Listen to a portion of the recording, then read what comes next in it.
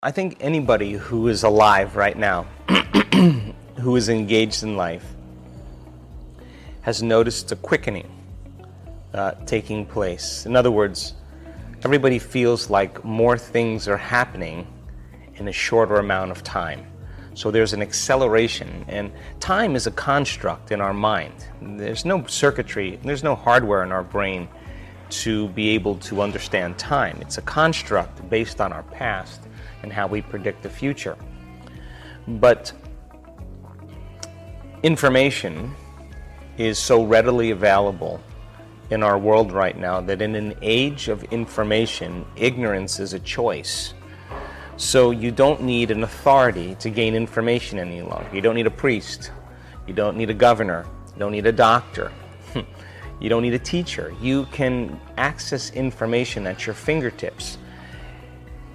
So then as you begin to discern the information with discernment, the proper and right information, you begin to develop some type of empowerment, because all of a sudden you're seeing possibilities that you never saw before without that information. So you wake up, you become more aware. So the knowledge creates awareness, awareness creates consciousness, consciousness and energy are connected.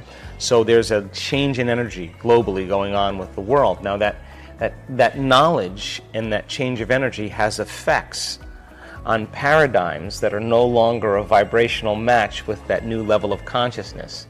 So you see a political systems unraveling.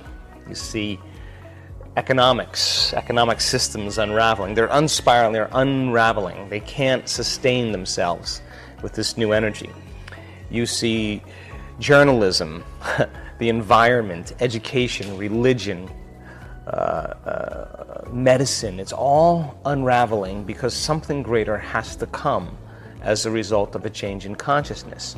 Now, no victims here, because you and I negotiated from a soul level to be here at this time. This is the time we've been waiting for. This is where it's happening in the Milky Way. It's happening here because there's a true coming of a new consciousness. It's not one person that's coming. It's a group. It's a collective consciousness that's emerging. And emergence is one mind, one heart.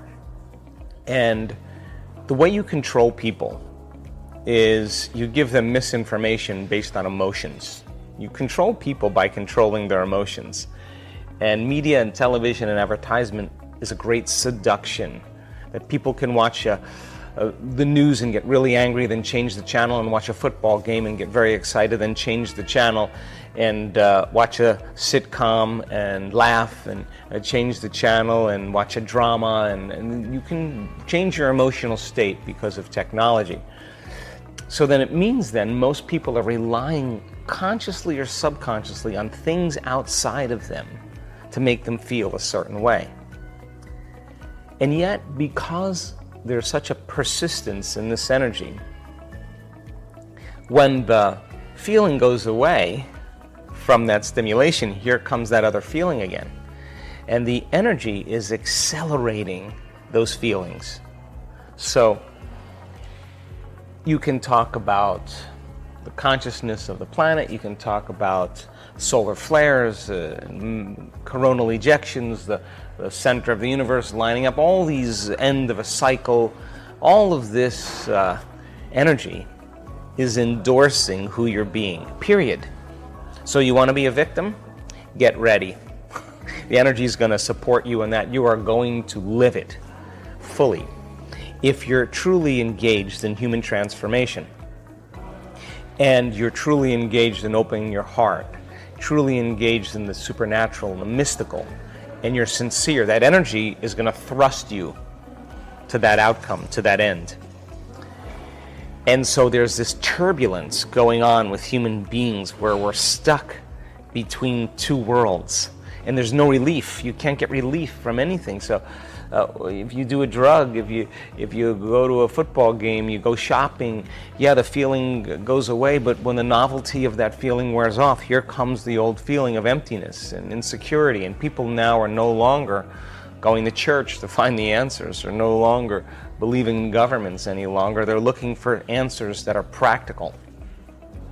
And so my interest is to provide the proper content of information scientifically to people so that they reason that this is actually possible. Then to give them the opportunity to experience that philosophy and get their behaviors to match their intentions, as many ways as I can. Now, if I do that properly, people are going to have new experiences. Experiences are going to change the circuitry in their brain. Learning makes connections, but experience enriches connections. The end product of an experience is an emotion. So when you start feeling worthy, when you start feeling a love for yourself, when you start feeling a love for life, when you start feeling truly grateful, the moment you feel that emotion, you're teaching your body to understand what your mind has understood. So then if I can break it down so that people understand everything from circuitry to genes to the mind-body connection to the quantum model of reality, and they can really begin to verbalize it. That's the language that they can verbalize it.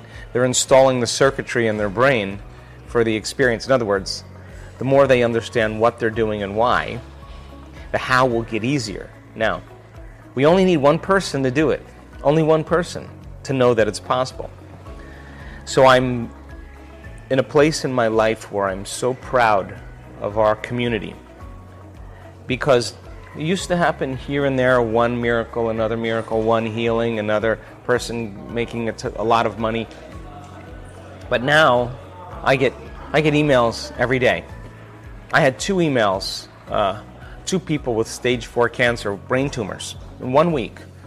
50 brain tumors with this one man, 9 tumors in his brain stem, 20 seizures a day. The doctors told me he wouldn't make it through the night 3 times. He just went for his radiological report. I have the report. 49 out of 50 tumors are gone. Now, that's evidence. That's evidence. It's stage 4 cancer. He turned that battleship all the way around. That's evidence. So now what happens is that experience is more accessible in the field. It's a footprint that people can step into. But more importantly, the evidence is in 3D reality. You're sitting there listening to him. He's going to get on the stage in the next event. You're going to see him tell his story. And when I stand behind a person who's on the stage telling their story, I'm watching people crying because their evidence, it's possibility. They're speaking possibility to them. They're the example of truth. They're living truth. They're the living example of possibility. You cannot go back to being the same person again after one of those. Now, it's not happening once, it's not happening twice, it's the 4-minute mile. Once the 4-minute mile is broken, everybody did it. And we are piercing a veil. And it's happening in the quantum, and it's happening in matter. It's happening in this 3-dimensional reality. And there's a momentum taking place. And so this is the time to be alive. This is the time to be here. This is the great moment. Everybody's interested.